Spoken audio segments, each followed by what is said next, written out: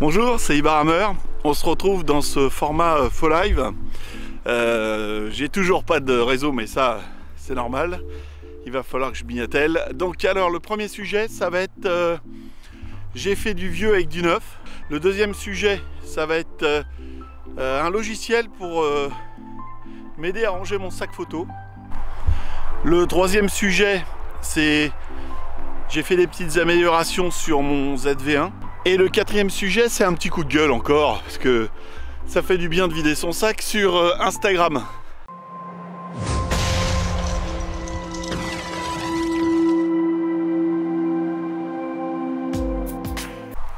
Bon, premier sujet. Voilà, j'ai plusieurs caméras, hein, dont une qui est en micro 4 tiers. Donc je vous montre un peu ce que c'est micro 4 tiers. Hein, c'est la taille du capteur qui me permet de mettre des objectifs vintage dessus, donc avec des petites bagues qui coûtent une trentaine d'euros à peu près, hein. Ça dépasse rarement les 50 euros, mais c'est des bagues sans électronique, hein, des bagues toutes simples, hein, parce que sinon ça monte très cher, hein. On peut rajouter un zéro sinon, hein, facile. Et on peut mettre des objectifs vintage, donc soit pour filmer, soit pour prendre des photos. Bon, moi j'avais des objectifs Olympus et Minolta, et un équivalent Minolta.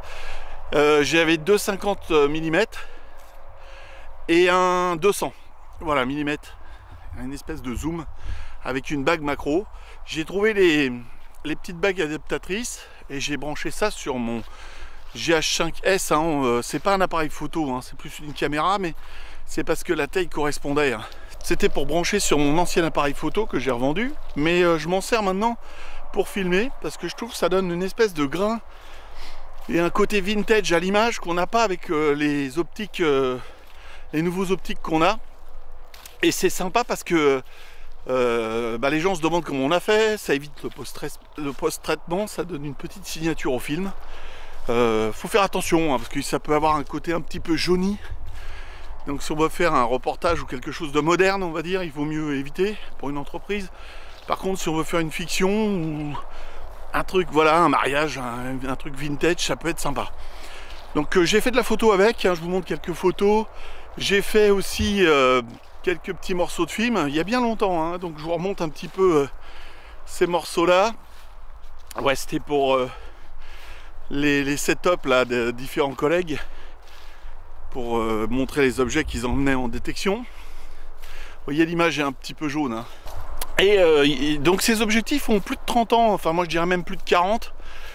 C'était sur des appareils photo argentiques que j'avais acheté d'occasion quand j'étais gamin, et dont un qu'on m'avait revendu qui fonctionnait pas, mais je l'avais pris pour les optiques. Et j'ai retrouvé sur mon Olympus un flash aussi, donc j'ai remis une pile dedans, toute bête. Ça devait être une pile AA, et je me suis aperçu que plus de 30 ans après il fonctionnait. Et en le mettant sur mon boîtier, et ça fonctionne. Il est un petit peu lent. Bon, moi j'aime pas les lumières directes en flash, hein, comme ça, quand on fait les photos, mais ça peut toujours aider. Ça peut faire des effets sympas en photo. Et ce qui est marrant, c'est voilà, j'ai un flash qui a plus de 30 ans et qui fonctionne avec du matériel neuf. Voilà, deuxième sujet. J'aimerais bien avoir un logiciel pour agencer mon sac photo. J'ai vu que ça existait pour une maison, une cuisine, un van. On voit ça, hein, comment mettre les meubles dans un van. Et là c'est pareil, bon, on a plusieurs sacs photos, on a une contenance, on a des gens qui nous font des publicités sur YouTube, mais on n'a jamais le même matériel qu'eux, hein. Des fois ils ont des gros objectifs, ils ont des... Voilà, et si on range mal, on perd de la place, hein. Tout ce qu'on a dedans risque d'être abîmé. Et puis si on charge trop la base du sac, en fin de compte ça tire sur le dos. Si on charge trop le haut, ça tire sur les épaules. Donc pour des randonnées un peu longues, on se fait mal au dos. Donc même si on a des bonnes bretelles, il faut équilibrer son sac. Donc ça serait marrant, je sais pas si ça existe, sinon je fais un appel, hein, si quelqu'un connaît ça. Et puis peut-être que ça donnera à quelqu'un l'idée de l'inventer. Et puis bah moi je serais bien content de l'essayer, son logiciel. Voilà, c'était juste le petit truc, mais voilà, j'en ai parlé un petit peu sur les différents réseaux sociaux et j'ai pas eu de retour. Un petit appel comme ça.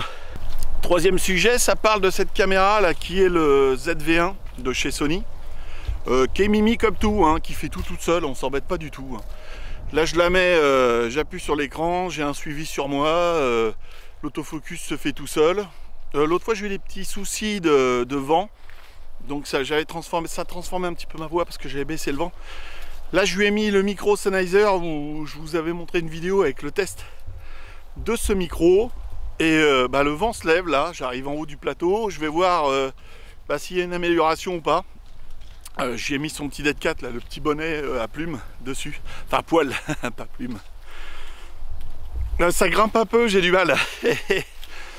Donc il y a ça, et puis j'ai trouvé aussi l'autre fois, je comprenais pas, je filmais en 4K et au bout de 5 minutes, ma caméra s'arrêtait. Donc je dis tiens, c'est bizarre, pourquoi elle s'arrête? Et il y avait, j'avais bridé ma caméra en mettant un menu, pour éviter la surchauffe. Bon là en hiver, il n'y a pas de surchauffe hein, quand on est dehors. Sinon, il y a un voyant qui nous prévient que ça chauffe. Et là, moi le maximum qui m'est arrivé en étant à l'intérieur, c'est qu'il devient en orange. Je pense que quand il vient en rouge, on arrête tout. Mais du coup, on dépasse les 5 minutes. Ça nous permet de faire un petit vlog comme ça, face cam, tranquille, sans être obligé de regarder si ça enregistre toujours, parce que l'enregistrement c'est juste un tout petit bouton rec. Donc on enlève le truc de la surchauffe et puis voilà, on n'est plus verrouillé à 5 minutes et du coup on peut filmer en 4K au maximum de la résolution et je trouve que cette caméra a fait de belles images quoi, donc ça serait dommage de la brider. Bon, sujet numéro 4. On va parler d'un petit truc qui fâche encore, hein, Instagram.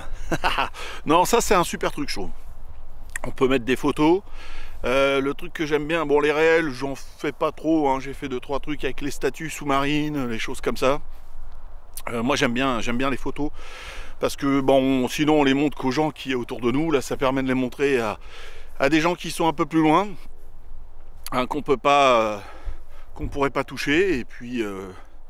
on a des critiques appréciables, des fois, c'est sympa. Enfin, on a des retours, quoi, on va dire. Et puis après, il y a les stories. Alors, les stories, c'est un petit peu comme là. Je peux montrer que je suis en train de faire un tournage, que je débute le tournage, que je suis en train de faire le montage, l'exportation, et qu'il va y avoir des fois une nouvelle vidéo bientôt. Ça me permet de faire des petites stories assez courtes, et puis expliquer tout ça. Donc c'est une fenêtre un peu sur internet très importante pour moi. Et puis il y a un truc que je me suis aperçu, c'est qu'il y a des abonnés. Bon, comme partout, hein, mais là on peut s'en apercevoir. Ils s'abonnent. Donc il y a tout. Hein. Il y a la petite russe qui veut nous montrer des choses que on s'en fout, qu'il faut cliquer dessus, qui nous emmène sur un lien certainement où faut payer pour en voir plus, mais on s'en fout quoi, on n'est pas là pour ça. Moi j'ai pas envie de m'emmerder, mais bon ça on est harcelé par ces meufs là qui arrivent, qui veulent nous montrer des choses et qu'on s'en fout et qui s'abonnent. Et je trouve que donc j'arrête pas de les effacer. Donc.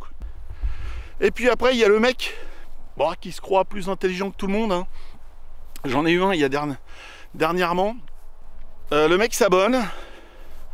Bon, il fait des films, je regarde, il est abonné à 2-3 personnes à qui je suis abonné. Donc moi je pense que c'est un pote à eux ou n'importe.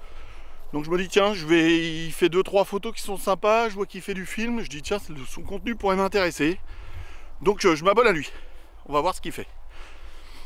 Je regarde 2-3 photos, donc le mec a rien liké, hein, il s'est juste abonné chez moi. Et au bout de 4 jours, donc il a rien créé. Hein. Pendant tout le temps, j'ai regardé son truc. Moi je regarde le fil d'actualité ou n'importe, il n'y a rien. Il n'a rien créé pendant ces 4 jours. Donc je dis bah tiens, j'ai pas à liker sur son truc. Et ce mec, dès que je me suis abonné, il se passe mes maximum 4 jours, il se désabonne. C'est assez marrant, c'est systématique. Donc moi je vais dans mes derniers abonnés, je regarde s'ils sont encore abonnés à moi. Et bien entendu, ils sont plus au bout de 4 jours, ils sont plus abonnés à moi. Donc c'est assez drôle. Les mecs, je sais pas, ils se sentent au-dessus du truc. Ils se disent...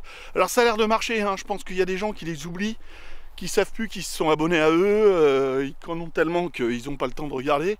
Et alors maintenant, je leur mets un petit coucou. Je leur dis, c'était sympa de s'être désabonné, au revoir, machin. Et là, l'autre fois, il y en a un qui m'a répondu... point d'interrogation, qu'est-ce qui se passe, machin. Bah je dis c'est bizarre, je m'abonne à ton compte et tu te désabonnes. Et il me dit ouais mais ton contenu me plaisait pas. Bah j'ai dit moi j'ai posté des trucs, c'est toi qui es venu t'abonner en premier. Et je dis c'est quand même bizarre, tu te désabonnes une fois que je suis abonné à toi. Ah il me dit ouais faut arrêter d'être susceptible machin. Bah je dis écoute, faut arrêter de prendre les gens pour des cons quoi surtout. Hein, on est des. Voilà, j'ai cliqué sur lui, et ça lui fait un abonné en plus. Il se débarrasse de moi. Et puis voilà, il est tranquille comme ça. Encore un petit coup de gueule, hein. Mais ouais, ça me saoule un peu ces gens-là, là, qui, je sais pas, ils créent rien en plus. Le mec, il a rien fait de la semaine. Il a rien fait. Même, voilà, tu l'observes. Tu peux aller revoir son compte, il crée rien. Il cherche à avoir des vues, des abonnés. Enfin, des abonnés. Des abonnés. Moi, je sais pas. Tu t'abonnes à moi, tu fais un contenu qui a l'air à peu près sympa, je m'abonne. Hein, par courtoisie. On va dire, je vois pas pourquoi je suis pas plus haut que toi. Il y a des mecs, je comprends qu'on 100 000 abonnés, même plus ou même moins, ils font du contenu monstrueux. Je me suis abonné à eux parce que c'était leur contenu qui m'a appelé à eux. Ok, je comprends qu'ils s'abonnent pas, ça c'est normal. Mais des mecs qui ont rien, qui font et qui créent pas plus trop, je m'abonne parce que je me dis peut-être qu'il va créer quelque chose. J'y donne sa chance aussi, un peu comme moi, il me donne ma chance en s'abonnant à moi. Et il n'y a aucun retour. Le mec, dès que je suis abonné à lui, allez, maximum 4 jours, bing, il se désabonne. Ah, voilà, vive. Je pense que sur YouTube, c'est la même chose, sauf qu'on ne le voit pas sur YouTube. On n'arrive pas à savoir qui est abonné, qui est désabonné de nous. Hein, ça, c'est comme ça. Et sur Facebook, ça doit être un peu la même chose. Je pense que tous ces réseaux sociaux anonymes, c'est pas terrible. Hein. Voilà, c'était mon petit coup de gueule. Hein. Et puis ça fait du bien d'en parler, là, de ce truc-là. Donc j'espère que vous allez bien. Hein, je vous montre tout ça. Je mets tout ça dans la boîte. Et puis je vous dis à la prochaine. À bientôt.